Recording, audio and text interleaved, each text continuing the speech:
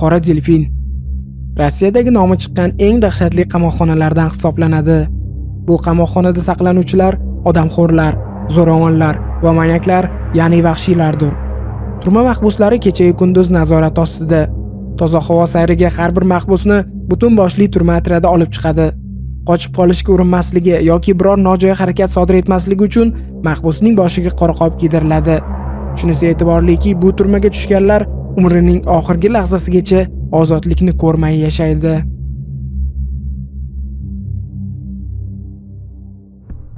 Qamoqxona qirolicha Yekaterina davrida qurilgan, ya'ni bundan 100 yillar oldin barpo etilgan.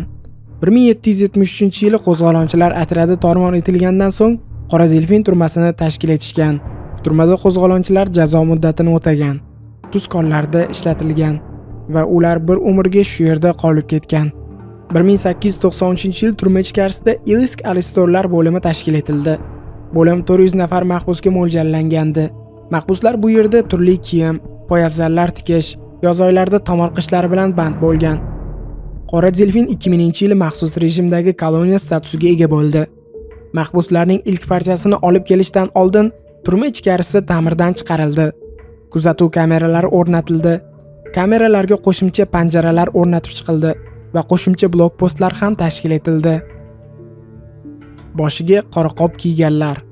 Bu nomga turma hovlisidagi qora delfin haykali paydo bo'lgach ega chiqdi. Haykalni manyak Vladimir Krishtopa yasagandi.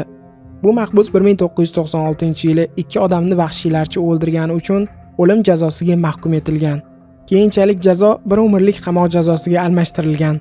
Krishtopaning bu ijodiy ishi turma ma'muriyatiga yoqib tushgan va haykalni favoraga aylantirishgan. Oradan qanchadir vaqt o'tib, turmaga shunday nom berishgan. Lekin mahbuslarning o'zi bu delfin shaklidagi favorani ko'rish baxtidan mahrum. Negaki ularni boshiga qora qop kiydirilgan holda olib ketishadi. Buning ikkita sabab bor ekan. Birinchisi shuki, mahkum turmadagi hech bir obyektni ko'rmasligi, esda saqlab qolmasligi kerak. Ikkinchidan, turma yon atrofidagi ko'p qavatli uylar tomonidan killerlar berkingan bo'lishi. Mahbusning o'limiga kimdir buyurtma bersa, yuz tuzilishdan tanib qolib o'ldirishi mumkin. Shuning uchun ham mahkumlar boshiga qora qop kiydirilgan holda olib yuriladi.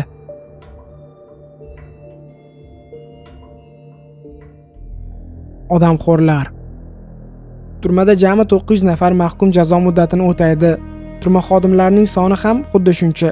Koloniyada bosqinchilik jinoyati sodir etganlar, manyaklar, odamxo'rlar, jangari kallakesarlar va mafiyachilar saqlanadi.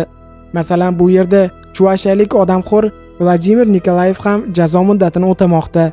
U 1997-yili ulfatlaridan birini o'ldirib, tanasini mayda bo'laklarga bo'lgan va qopga joylagan. Maqsadi murdani hech kimga sezdirmasdan ko'zdan pana joyga ko'mib tashlash edi. Ammo qorni ochib qolgan u bo'laklangan murdani pishirib yeyishga tutingan. Nikolayev ikkinchi tanishini atayin odam go'shti xumor qilgan sababli o'ldirgan.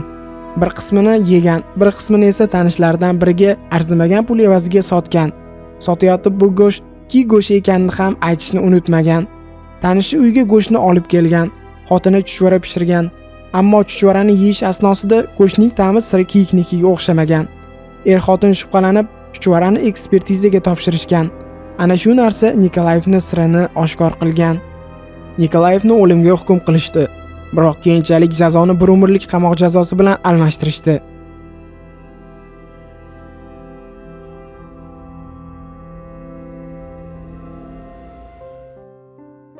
Qora delfinda jazo muddatini o'tayotgan yana bir odamxo'r 6 oy o'lkasilik Aleksandr Maslich hisoblanadi. U 4 kishini o'ldirib go'shtini yegan vahshiylardan. Oxirgi o'ldirgani Rubsov koloniyasida jazo muddatini o'tayotgan bir kamerada o'tirgan tanishi bo'lib chiqdi.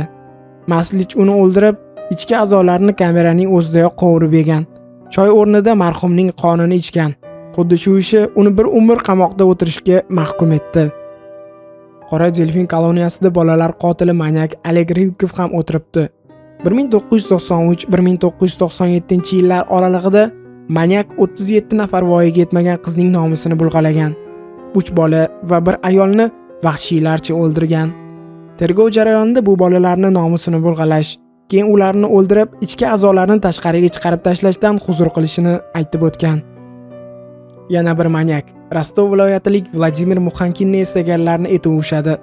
Uni onasi dunyoga keltirgach, Leninga havas qilib ism bergan ekan.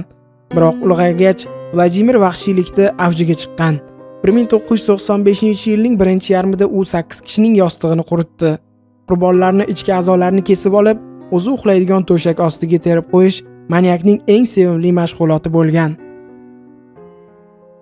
Yana bir manyak Mikhail Ivansov rashk tufayli homilador xotinini vahshiyona tarzda o'ldirgan. Qotillikni 6 yashar o'g'ilchasini ko'z o'ngida sodir etgan. Bu manzara bolani ham ruhiyatini izdan chiqargan. Bola 15 yoshga kirganda jinoyat sodir etgan, lekin bu bilan to'xtashni istamagan. Yana va yana jinoyatlar sodir etavergan. Aytishlaricha, u shu yo'l bilan Qora delfinda jazo muddatini o'tayotgan otasini ko'rishga bel bog'lagan ekan. Qora delfindagi hayot qat'iy grafik asosida tashkil etilgan. Har kuni ertalab soat 6:00 da mahbuslar uyg'otiladi. Ko'rpalarni tartibga keltirgach, yuz qo'lni yuvadi. Kamerada ko'zgu, unitaz, stol, taburetka va tumbichka mavjud. Barcha ishlatadigan buyumini mahkum toza holatda saqlash kerak. Poyabzali va boshqa kiyimlari bog'ichlarsiz bo'lishi shart. 6:30 da nonushta boshlanadi. Nonushta paytida mahbus radio eshitish huquqiga ega. 7:15 da nonushta tugaydi. Rozetkalar yoqiladi. Elektr tokidan ular soqol olishda, kiyim yuvishda foydalanish mumkin. Roppa-rosa 8:00 da tok uzib qo'yiladi. Kim ulgurmasa o'zining muammosi. Shu zahoti nazoratdan o'tkazish amali boshlanadi. Kamera eshigi ochildi deguncha mahkum devorga yuz burgan, ikki qo'lini orqaga qilib egilgan holda ismi, qaysi modda bilan qamalgani haqida ma'lumot berish kerak bo'ladi.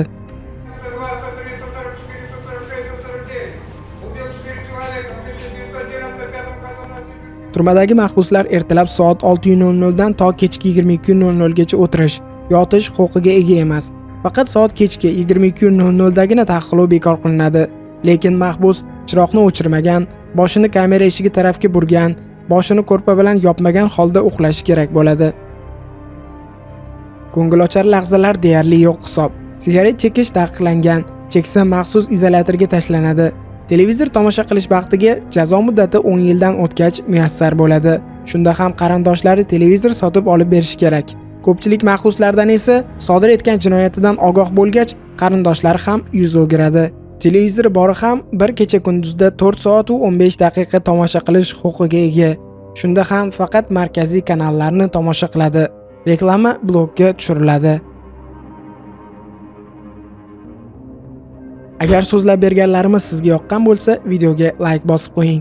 Qiziqarli videolarni tomosha qilish uchun kanalga obuna bo'lishni unutmang.